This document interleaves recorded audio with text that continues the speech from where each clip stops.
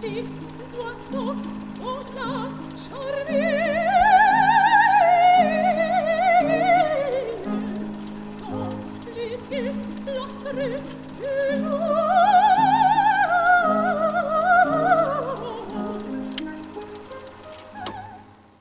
earth remained still, but a tremor of a different kind pulsed through the French camp, not from tremor of the ground, but from the anticipation thrumming beneath countless chests.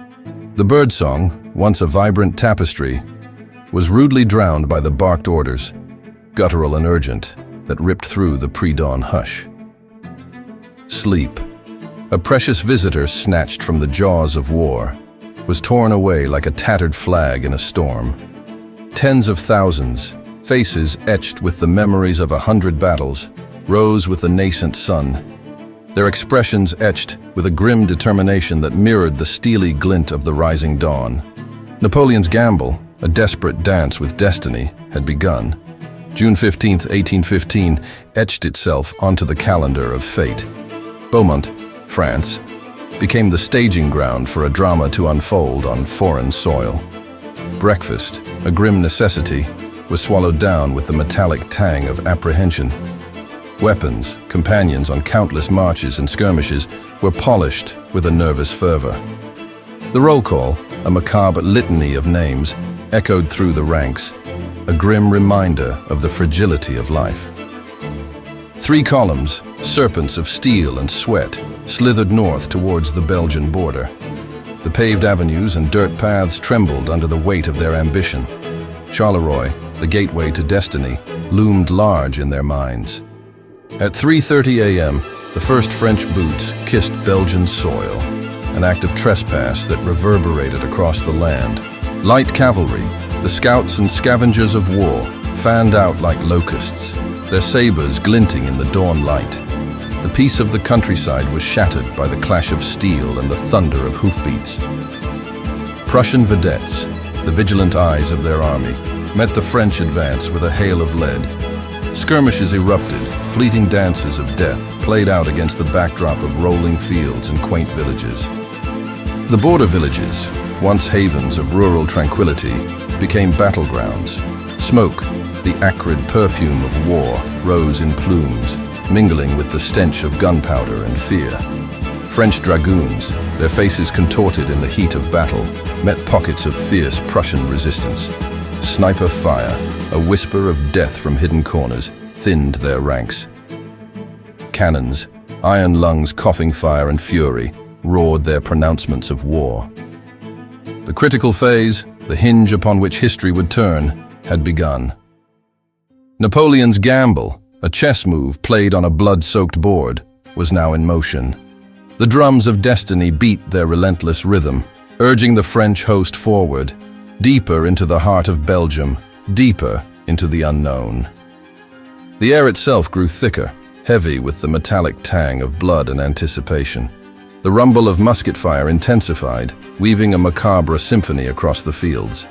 In the vanguard, General Ney, his bicorn hat askew, urged his cuirassiers onward, their polished breastplates glinting like malevolent moons under the rising sun. Meanwhile, on the Prussian side, the grizzled Field Marshal Blücher, his one eye ablaze with battle lust, rallied his scattered forces. Like a wounded bear, he roared commands, his voice hoarse, yet carrying the weight of decades of warfare. Regiments, bloodied but not broken, formed up, a steely wall against the French tide. The village of Frasnes, nestled amidst rolling green hills, became the crucible of the first major clash.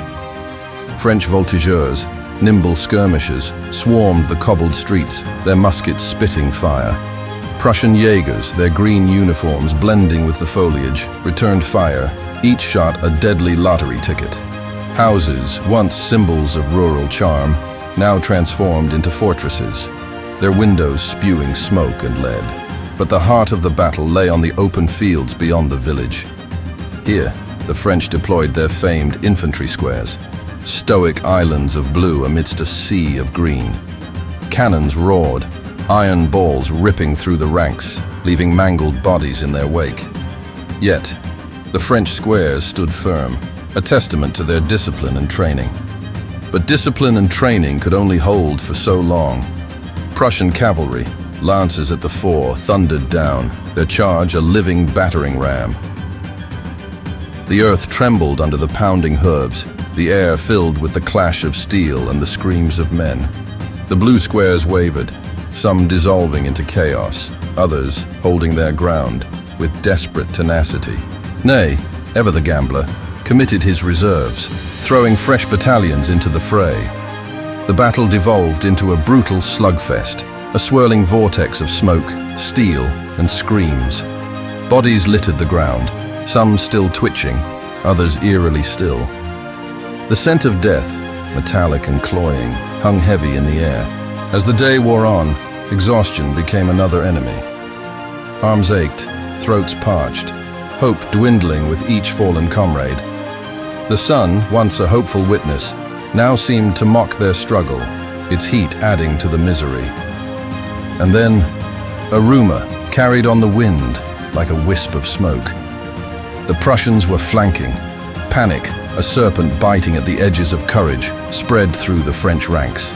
Ney, ever the showman, rallied his men, leading a desperate charge himself. But the tide was turning. As the sun dipped below the horizon, painting the sky in hues of red and gold, the Battle of Ligny seemed destined to bleed into the night. The air thrummed with the relentless beat of drums, the crackle of musket fire, and the chilling screams of the wounded. Exhaustion gnawed at both sides, but the outcome remained tantalizingly undecided. On the French side, Napoleon, his face creased with worry, surveyed the battlefield from a hillock. The Prussians, under the one-eyed Blücher, had fought with tenacity, their flanking maneuver causing significant disruption in the French lines. Ney, ever the loyal bulldog, had rallied his men with desperate charges, but their initial momentum had faltered.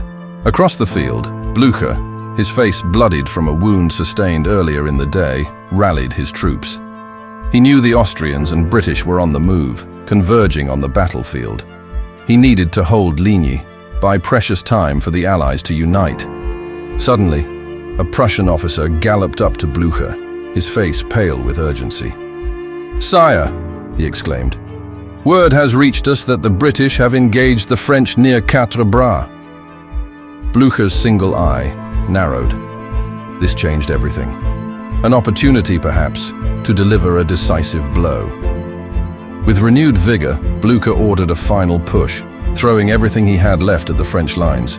The French, sensing the shift in momentum, fought back with renewed ferocity.